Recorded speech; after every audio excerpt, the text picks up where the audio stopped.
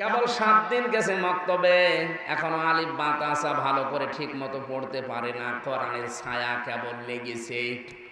শিক্ষকও জু করছে, ছাত্র পায়ে পানি ঢেলে দিচ্ছে। আমি চোখ দিয়ে এটাও দেখেছি, বিশ্ববিদ্যালয়ে মাস্টার্সে ক্লাস চলছে, ছাত্র জুতা দিয়ে শিক্ষককে পিটাচ্ছে, বলবে শালা করে মেরেই ফেলবো।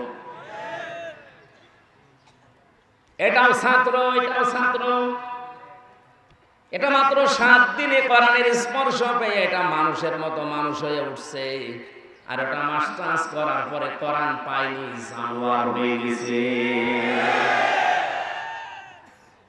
ভার্সিটি থাকাকালীন দেখেছি অনেকে মদ দিয়ে কুলি পর্যন্ত করে, অথচ পড়ছে মাস্টার্সে। বলেন তো, যে ছেলেটা কোরআন নেই, হাদিস নেই, আখিরাতের চিন্তা নেই, রবের নামে পড়াশোনার বালাই নেই, যে মদ দিয়ে কুলি করে সকালবেলা, এ যদি কোনো চেয়ার পায়, ও চেয়ার থাকবে, ও চেয়ার তো গরম করে ফেলাবে। বিসমিল্লাহির রহমানির রহিম।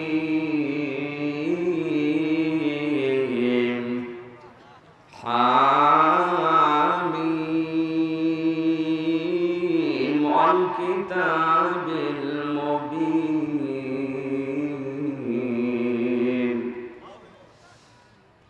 সূরা দুখান, দুখান শব্দের শাব্দিক অর্থ ধোঁয়া। বললাম এখান থেকে তাদখিন, তার মানে এই যে বিড়ি, বিড়ি যারা খায়, এই যে ধূমপান বলা হয়, এর আরবি শব্দ তাদখিন, দোকান থেকে এসেছে। ধূম মানে ধোয়া, পান মানে খাওয়া। ধোয়া যারা খায় তাদেরকে আমরা ধূমপেয়ী বলি। অনেকে খাওয়ার জন্য এটা ফতোয়া বানিয়েছে যেটা হারাম না, এটা মাকরুহ না। এটা কয়েক দিক থেকে হারাম হওয়ার জন্য আমি মাসলাটা বলি, এই ভালো করে খেয়াল করেন। কোন জিনিস হারাম হওয়ার জন্য 3টা শর্ত লাগে। কয়টা বলেন? বলেন। এই 3 কারণের যে কোনো একটা কারণ যদি পাওয়া যায়, এটা হারাম। ওটা কি? 1 নম্বরে ওটা নাপাক হওয়া লাগবে, বুঝলেন? 2 নম্বরে ওটা অশ্লীল হওয়া লাগবে। 3 নম্বরে ওটা ক্ষতিকারক হওয়া লাগবে। হয়তো ধূমপান যারা করেন, বিড়ি সিগারেট খান, হয়তো এটা নাপাক না। 2 নম্বরে এটা অশ্লীলতাও ছড়াচ্ছে না। 3 নম্বরে এটা কিন্তু ক্ষতিকারক। কথা বলেন।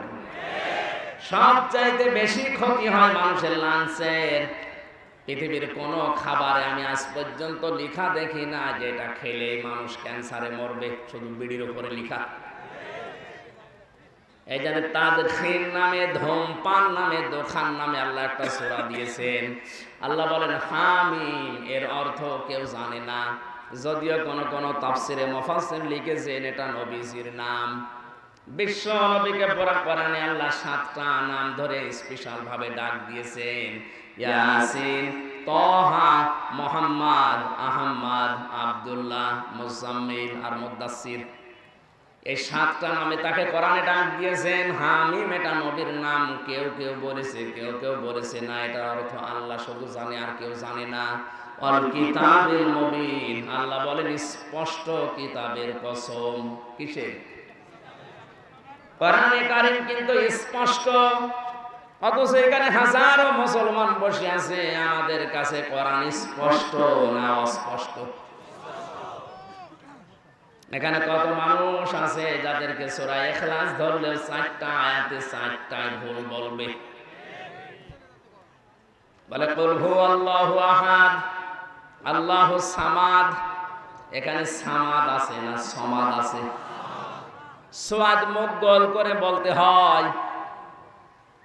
কেউ যদি বলে আল্লাহুস সামাদ, হে আল্লাহ তোমার কোনো অভাব নেই, আপনি মুখ গোল না করে সিনের মতো বললেন আল্লাহুস সামাদ, হে আল্লাহ তোমার অনেক অভাব। এটা তার উপরে একটা ইলজাম দেওয়া, তহমত দেওয়া, দোষারোপ করা হচ্ছে না?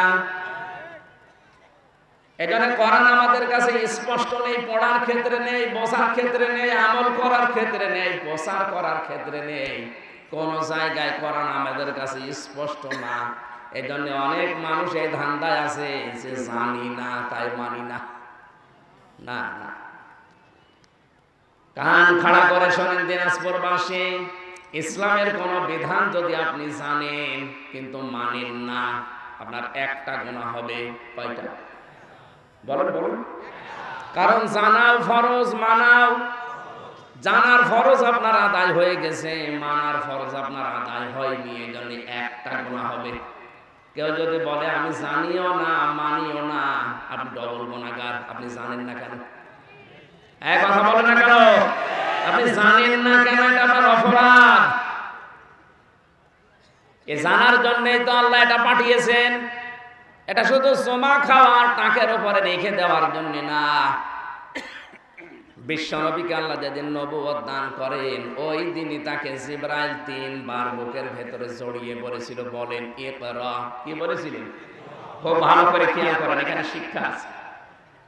3 বার বললেন বলো ইকরা। নবীজি বলেন মা না বিকারি, আমি পড়তে পারি না, পড়বো না। জিবরাইল যখন 4র্থ বার বলেছেন ইকরা বিসমি রাব্বিকাল্লাযী খালাক, নবীজি এবার জিবরাইলের সাথে 5টা আয়াত পর পর পড়েছিলেন। এটা আলেমরা জানে না। এই আলেম না এখানে? এটা আপনারা জানেন কিনা? 5 আয়াত পর পর জিবরাইলের সাথে নবীজি পড়লেন, অথচ প্রথম 3 বার বলেছেন আমি পড়বো না। কেন? 3 বার উনি জিজ্ঞাসা করেছিলেন ইয়া আখি জিবরাইল, হে ভাই জিবরাইল, বারবার আমাকে বলো যে পড় পড়। কি পড়বো আমি?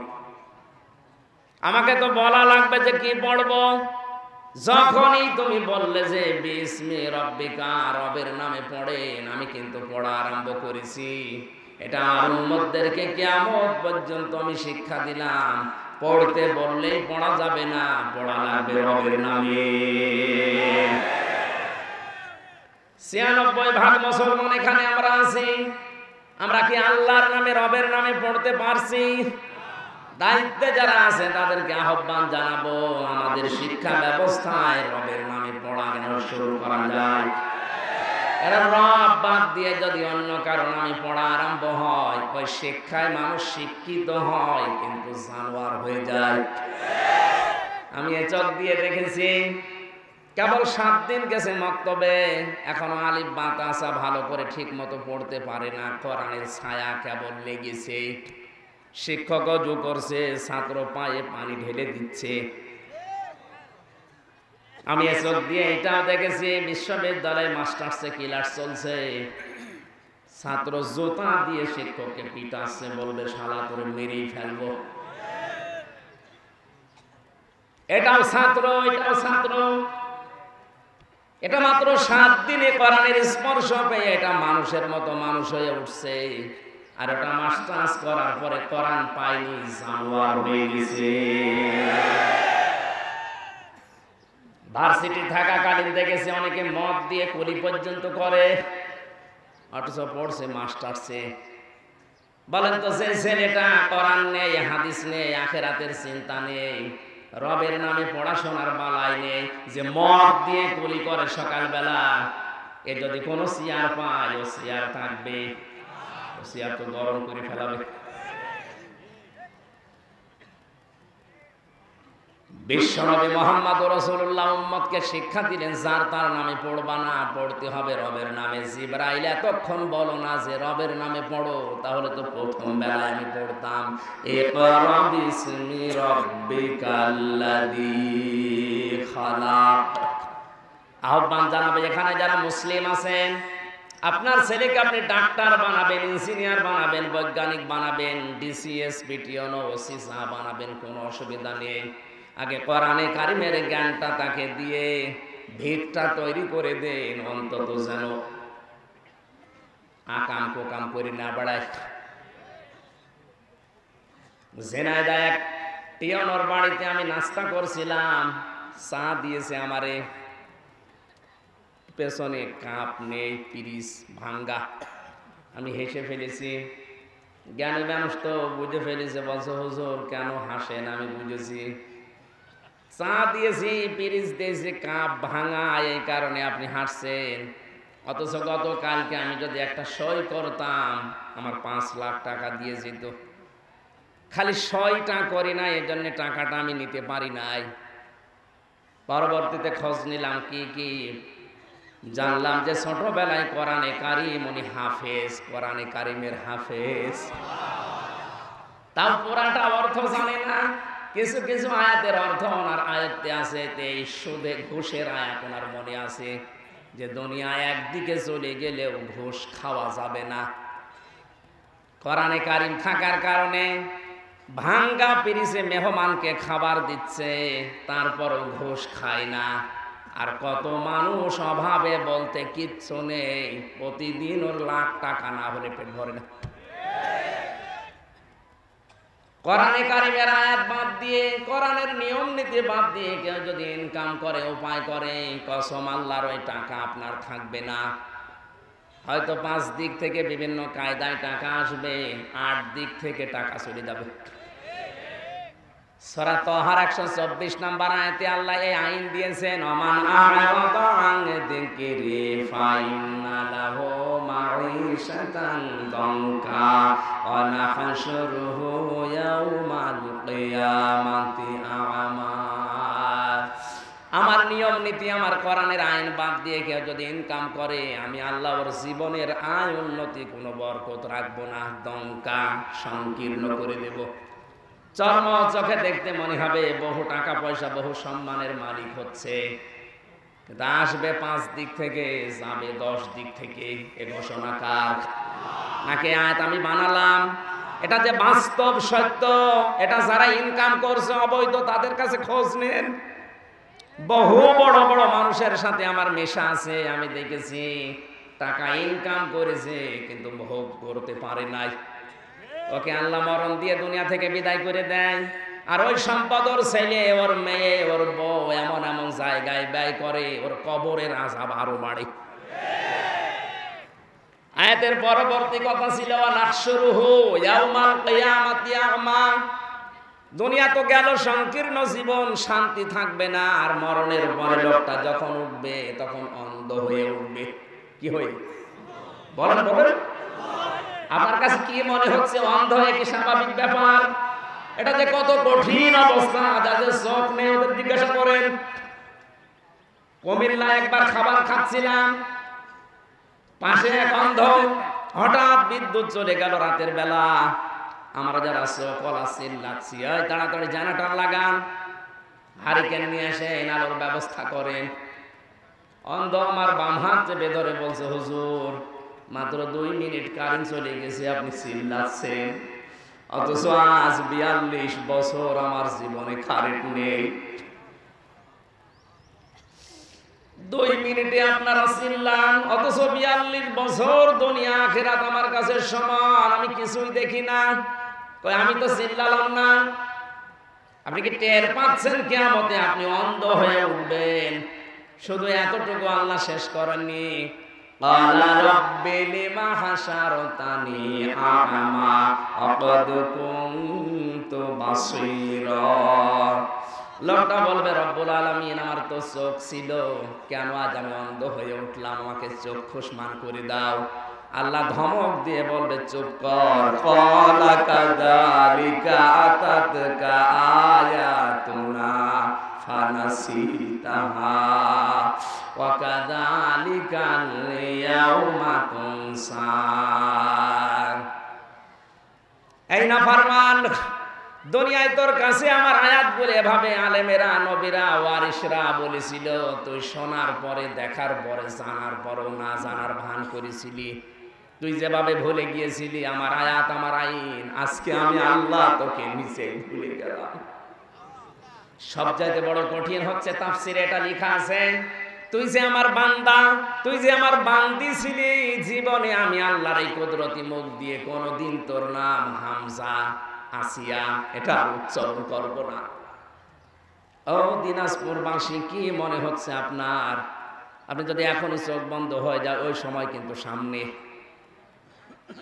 আল্লাহ যদি কিয়ামতে আপনার নাম তার কুদরতের জবান দিয়ে আর উচ্চারণ না করে, ওর মতো কপাল পোড়া আর কেউ আছে? আল্লাহ আমাদের হেফাজত করুন এরকম জীবন থেকে, বলেন আমিন। স্পষ্ট হওয়া লাগবে কোরআন আমাদের কাছে। আজ হাজার হাজার মুসলমান কোরআন পড়া তো দূরের কথা, শুনতে পর্যন্ত পছন্দ করে না। আরে ভাই, মাহফিলে কি আমি বাবার কিচ্ছা কাহিনী শোনাবো? কোরআনে কারিম বোঝানোর জন্য তো 1 বছর ধরে আয়োজন করছে। আপনি নিজেও শোনেন না, শুনতে চাই, শুনতেও দেন না। আপনি তো আমার মনে হয় আবু জেহেলকে ছাড়িয়ে গেছেন। আজ আবু জেহেল জীবিত থাকলেও এরকম করতো না। ইন্না আনজালনাহু, নিশ্চয় আমি আল্লাহ নাজিল করেছি এই কোরআনকে ফি লাইলাতিন মুবারাকাহ, একটা পবিত্র রজনীতে, বরকতময় রজনীতে। আমরা আয়াতের তাফসিরে মুফাসসিরিন ইকরাম যেটা লিখেছেন সেটা বেশি ইঙ্গিত হিসাবে দিয়েছেন লাইলাতুল কদর, যেটা রমজানের 27 তারিখ আমরা মনে করি। মহান আল্লাহ এই কোরআনে কারীমকে ওই দিন নাযিল করেছেন। ইন্না কুন্না মুনদিরিন, আল্লাহ বলেন অবশ্যই আমি আল্লাহ নিজেই সতর্ককারী। বলেন সুবহানাল্লাহ। এখানে খেয়াল করার বিষয় হচ্ছে আল্লাহ সতর্ক করছেন। কে? আরো জোরে বলেন। কি বিষয়ে সতর্ক? আয়াতে 500টা শব্দ পেয়েছি আমি, একটা একটা করে আবার বলছি, ভালো করে খেয়াল করেন। আল্লাহ নিজে সতর্ক করছেন, এটা আমির হামজা শুধু অ্যাডভার্টাইজ করছে তাই। আজ পৃথিবীতে যারা তালাতালি করেন, এর কথা ওর কাছে লাগান, এর সম্পর্কে আন্দাজে খারাপ ধারণা করেন, এটা যে কত বড় মারাত্মক অপরাধ আপনি হয়তো টের পাচ্ছেন না। এটা মা বোনদের ভেতরে রোগটা বেশি। শাশুড়ির প্রতি বৌমার ধারণা আন্দাজে খারাপ হয়, বৌমার প্রতি শাশুড়ির ধারণা আন্দাজে খারাপ হয়। এই কান কথা শুনে একজনের প্রতি আর একজন খারাপ ধারণা করে, বউ শাশুড়ির ভেতরে দ্বন্দ্ব লেগে কথা বন্ধ করে দেয়। এরকম পরিবার নিয়ে কথা বলে না কেন? এরকম পরিবার যাদের আছে, ওই পরিবারের নামাজ রোজা দোয়া করা সব বন্ধ, একটা কবুল হবে না। কারণ যাদের তালাতালি করার অভ্যাস আছে, এই কান কথা শোনার অভ্যাস, এর কথা ওর কাছে লাগানোর অভ্যাস আছে, ওদের এলাকার দোয়া পর্যন্ত আল্লাহ কবুল করা বন্ধ করে দেয়। ইমাম মালিকের জামানা খুব ভালো করে খেয়াল করেন। ইমাম মালিকের জামানায় একজন মহিলা মারা গেলেন। প্রতিবেশী একজন মহিলা এসে লাশ ধোয়াচ্ছে, পোশাক পায়খানা পরিষ্কার করে রানের উপরে শুধু হাত দিয়েছে, হাত গেছে আটকিয়ে, আর নড়ে না। এলাকার ইমাম সাহেব যিনি ছিলেন রায় দিলেন যে মরা মহিলা যেটা আছে, ওই মৃত মহিলার চামড়া রান থেকে কেটে বাদ দিয়ে দাও। এই মহিলা জীবিত, এর তো আর হাত কেটে বাদ দেওয়া যায় না। কয়েক ঘন্টা হয়ে গেল না, ওর স্বামীরা রাজি না, বলে না আমার স্ত্রী মারা গেছে, এখন ওর চামড়া কাটবে, আমরা দেব না। আরেকটু বড় যিনি আছেন তাকে ডাক দেওয়া হলো। সে বলছে এক কাজ করেন, জীবিত মহিলার হাতটা কেটে বাদ দিয়ে দেন। ওর স্বামী যখন রাজি না, এই কাজ করেন। এখন জীবিত মহিলার স্বামী বলছে না, আমার বউ অনেক ভালো, আল্লাহওয়ালা, নামাজ পড়ে, রোজা রাখে, পর্দায় থাকে, আমি এর জীবিত মানুষের হাত কাটতে দেব না। আমরা এসেছিলাম উপকার করার জন্য প্রতিবেশী হিসাবে, আর এখন আমাদের হাত কাটবে। কি করা যায়? কয়েক ঘন্টা পার হয়ে যাচ্ছে, হাত খোলা সম্ভব না। ওই দেশের প্রধান বিচারপতি ইমাম মালিক মদিনায় থাকেন, তিনি ঘোড়ায় চড়ে তাকে নিয়ে আসা হচ্ছে। ওই মহিলাকে পর্দার আড়ালে দাঁড় করিয়ে বলা হলো, কি কি করেছো, সঠিক কথাগুলো বলো। মেয়েটা বলছে, আমার তো কিছুই জানা নেই, আমি তো কিছুই করি নাই, আজ কয়েক ঘন্টা হয়ে যাচ্ছে, আমার হাত খোলে না, দয়া করে আমি আপনার হাত ছাড়িয়ে দেন। ইমাম মালিক বলে, মহিলা না, অবশ্যই কিছু করেছো, কারণ আমার কাছে রাডার আছে, কোরআন আর হাদিসের, আমি কিন্তু ধরে ফেলবো। সত্যি করে বলো কি করেছো। এই ভালো করে শুনবেন, আমাদের পরিবারে, সমাজে, রাষ্ট্রে এরকম কিছু হচ্ছে, এই জন্য আয়াতে তাফসিরে ঘটনাটা আমি বলছি। ইমাম মালিক ডাক দিয়ে বলে, মহিলা যা যা বললে এর ভেতরে কিছু ফাঁক আছে, নয়তো তোমার হাত আটকানোর কথা না। আমি কোরআনে কারিমের আয়াত জানি, ومن يكسب خطيئة أو إثما ثم يرم به بريئا فقد احتمل بهتانا وإثما مبينا সূরা নিসা ৫ নম্বর পারা ১৫ নম্বর পৃষ্ঠার ১২ নম্বর লাইনের ১১২ নম্বর আয়াত। এটা তাফসিরে ফি জিলালিল কোরআনে পাবেন। আল্লাহ পাক বলেন, দুনিয়ায় এমন অনেক মানুষ আছে নিজে অন্যায় করে, নিজে পাপ করে, আর এই পাপটা একটা নিরপরাধ ভালো মানুষের মাথার উপরে চাপিয়ে দিয়ে, দোষটা একটা নিরপরাধ মানুষের মাথার উপরে চাপিয়ে দিয়ে নিজে ভালো সাজে। এটা কিন্তু বাংলাদেশের কথা বলছে না, আমেরিকায়।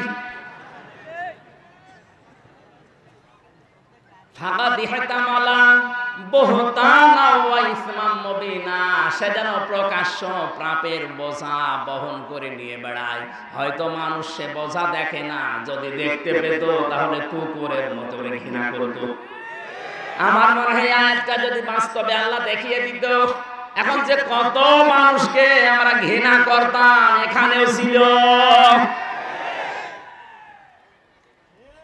ইমাম মালিক ডাক দিয়ে বলে, অবশ্যই এরকম কোন পাপ কাজ তোমার মুখের দ্বারা হাতের দ্বারা করেছো। মান সালিমাল মুসলিমুনা মিন লিসানিহি ওয়া ইয়াদিহি। নবীজি বলেন, এই পৃথিবীর ময়দানে ওইটাই আসল মুসলমান, যার হাতের দ্বারা মুখের দ্বারা মানুষ শান্তি পায়। মুসলমানেরা, তোমার মুখের দ্বারা অথবা হাতের দ্বারা এমন কোন কাজ করেছো যে পাপের শাস্তি আল্লাহ দুনিয়ায় আটকিয়ে দিয়েছে। বড় দেখি। মেয়েটা যখন বলতে চায় না, উনি ধমক দিলেন, ভয়ে ভয়ে বলছে, ইমাম সাহেব আমি একটা কাজ করেছি, এই মহিলার উপর একটা খারাপ ধারণা নিক্ষেপ করেছি। কিছুদিন আগে আমি এই মহিলার সাথে একটা মানুষকে বাড়িতে ঢুকতে দেখেছিলাম। লাশ ধোয়ানোর সময় আমার মনে ওই ধারণাটা এসেছে মহিলার প্রতি, যে উপরে উপরে তো ভালোই দেখায় তোমারে, পুরুষ মানুষ নিয়ে বাড়িতে ঢোকো, অথচ ওই পুরুষ মানুষ শুনলাম পরে যে ওইটা ওর আপন ভাইয়ের ছেলে। এখানে যারা আছেন 14 জন পুরুষ মানুষের সাথে বিয়ে করা হারাম, তার ভেতরে আপন ভাইয়ের ছেলে আছে না? কথা বলেন না কেন? একটা ফুফু তার আপন ভাইয়ের ছেলের সাথে নিজে ঘরে যাবে, বেড়াতে যাবে, কোনো অসুবিধা আছে? তা আপনি যে একটা মুখ দিয়ে খারাপ ধারণা নিক্ষেপ করেছিলেন, এই যে তীরের মতো বিষাক্ত হয়ে ধারণাটা ওই মহিলার চরিত্রে এসে লেগেছে, এই কারণে আমাকে আল্লাহ শাস্তি দিয়েছে, আপনি আমারে ছাড়ান, মাফ করেন। ইমাম মালিক বললেন, এই জন্যই তো বলছিলাম, অবশ্যই তোমার মুখের দ্বারা বা হাতের দ্বারা এমন কিছু করেছো যে পাপের শাস্তি আল্লাহ দুনিয়ায় আটকিয়ে দিয়েছে। আমার কাছে মাফ চাওয়া, তাওবা করার কিছু নেই। কোরআনের যে নির্দেশ আছে ওই আইন অনুযায়ী আমি বিচার করে দেই, তাহলে এই বিচারটা কিয়ামতে আল্লাহ ডবল করে করবে না। মুসলমান ভাইরা আমার, পৃথিবীতে কোনো পাপ কাজের শাস্তি যদি কোরআন হাদিস অনুযায়ী একবার হয়ে যায়, কিয়ামতে ওই পাপের শাস্তি মহান আল্লাহ ডবল করে দেবেন না। মেয়েটাকে ডাক দিয়ে বলে, মহিলা যে খারাপ ধারণা করলেন, আপনি চিন্তা করেন তো, একটা খারাপ ধারণা করার কারণে যদি পাপের শাস্তি স্বরূপ হাত আটকিয়ে যায়, আজ কত নিরপরাধ মানুষকে আপনি নিজে পাপ করে দোষ করে একটা ভালো মানুষকে ফাঁসিয়ে দিচ্ছেন, মিথ্যা সাক্ষ্য দিয়ে তাকে বছরের পরে বছরে জেলে রাখছেন। আপনাকে আল্লাহ কিছু দেখায় না, তাই ওই মহিলার মতো যদি এখন দেখানোর সিস্টেম থাকতো, হ্যাঁ এটা অবশ্যই আল্লাহ দেখাবে, মাস্ট বি। মরণের পরে কিছু কিছু পাপের শাস্তি আল্লাহ শিক্ষা দেওয়ার জন্য দেখায়, যেমন ওকে দেখিয়েছে। আমাদের দেশে যদি এটা দেখানোর ব্যবস্থা থাকতো, কত মানুষের হাত যে কত জায়গায় আটকিয়ে যেত আল্লাহ ভালো জানে, যেখানে হাত দিত আটকে দিত। ইমাম মালিক সূরা নূরের 4 নম্বর আয়াত পড়লেন, আল্লাযীনা ইয়ারমুনাল মুহসানাতি সুম্মা লাম ইয়াতু বিআরবা'তি শুহাদা ফাজলিদুহুম সামানিনা জালদা ওয়া লা তাকবালু লাহুম শাহাদাতান আবাদা। আল্লাহ পাক বলেন, এই দুনিয়াতে মধ্যে কেউ যদি নিরপরাধ কোনো মহিলার উপরে আন্দাজে জেনার তহমত দেয়, উল্টা পাল্টা ধারণা করে, সে যদি 4 জন সাক্ষী জোগাড় করতে না পারে, অবশ্যই তাকে 80টা বেত মারা লাগবে, আর জীবনেও তার কোনো সাক্ষী গ্রহণ করা হবে না। শাস্তি কয়টা? আরো জোরে বলেন। একটা নিরপরাধ মানুষের উপরে আন্দাজে কোনো দোষ দিলে শাস্তি হয় 2টা। 1 নম্বরে যদি প্রমাণ স্বরূপ 4 জন সাক্ষী হাজির করতে না পারেন, তাহলে আপনাকে 80টা বেত মারা লাগবে চামড়ার চাবুক দিয়ে। 2 নম্বরে জীবনেও কোনোদিন মরণ পর্যন্ত আপনার সাক্ষী আর কোর্টে গ্রহণ করা হবে না। এই আয়াতটা সূরা নূরের 4 নম্বর আয়াত যদি আজ বাংলার সংসদে থাকতো, আমার মনে হয় এই দেশটা এখন জান্নাত হয়ে যেত।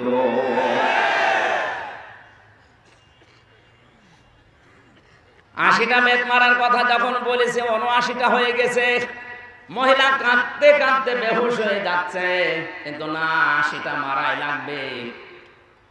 শেষ পর্যন্ত জল্লাদ ডাক দিয়ে বলে, ইমাম, আপনি তো 80টা মারার কথা বললেন, আমি গুনতে গুনতে 79টা হয়ে গেছে, কিন্তু হাত তো ছাড়ে না। আপনার রায় মনে হয় ভুল হয়েছে। ইমাম মালিক বললেন, না, ওয়া তাম্মাত কালিমাতু রাব্বিকা সিদকাও ওয়া আদলা লা মুবাদদিলা লিকালিমাতিহি ওয়া হুয়াস সামিউল আলিম। সূরা নাম 8 নম্বর পারার 1ম নম্বর পৃষ্ঠা 10 নম্বর লাইনের 115 নম্বর আয়াত। এটা তাফসিরে ফি জিলালিল কোরআনে আছে। আল্লাহ পাক বলেন, আমার কোরআনে যা আছে সব সত্য কথা, সব। 2 নম্বরে ইনসাফ দিয়ে পরিপূর্ণ। 3 নম্বরে কিয়ামত পর্যন্ত আমার কোরআনের কথা কোনো রদ বদল নেই, কোনো পাল্টানোর সিস্টেম নেই। আল্লাহ যখন 80টা বলেছে, অবশ্যই এটা সত্য, তুমি 80টা মারো। আর একটা বাকি আছে।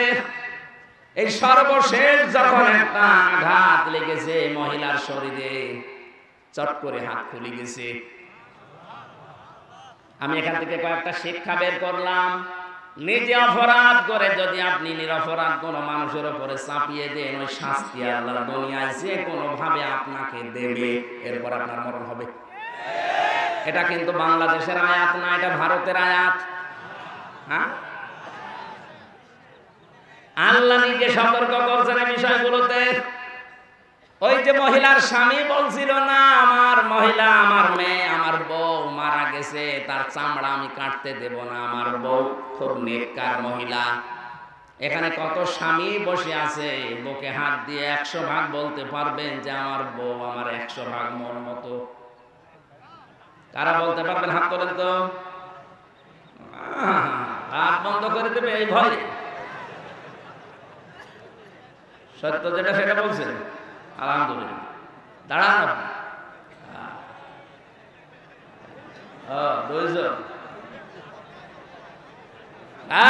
বসেন। এখানে তো কেউ হাত তোলে না, তার মানে এদের বউ মন মতো না। দেখেন, হাজার হাজার মানুষের ভেতরে মাত্র 2-3 জন হাত তুলেছে। এই মেয়েরা, ওই ক্যামেরা ওইদিকে মারো। নবী জানিয়েছেন, কোন স্ত্রী যদি মারা যায়, তার স্বামী যদি মন থেকে বলে, আল্লাহ, আমার বউ কিন্তু আসলে আমার মন মতো ছিল, ভালো ছিল, মহান আল্লাহ বলেন তাকে আমি মাফ করে দেব। তাহলে হাদিস অনুযায়ী মাত্র এই 3 জনের বউ জান্নাতে যাবে, বাকি সবগুলোর বউ জাহান্নামে যাবে।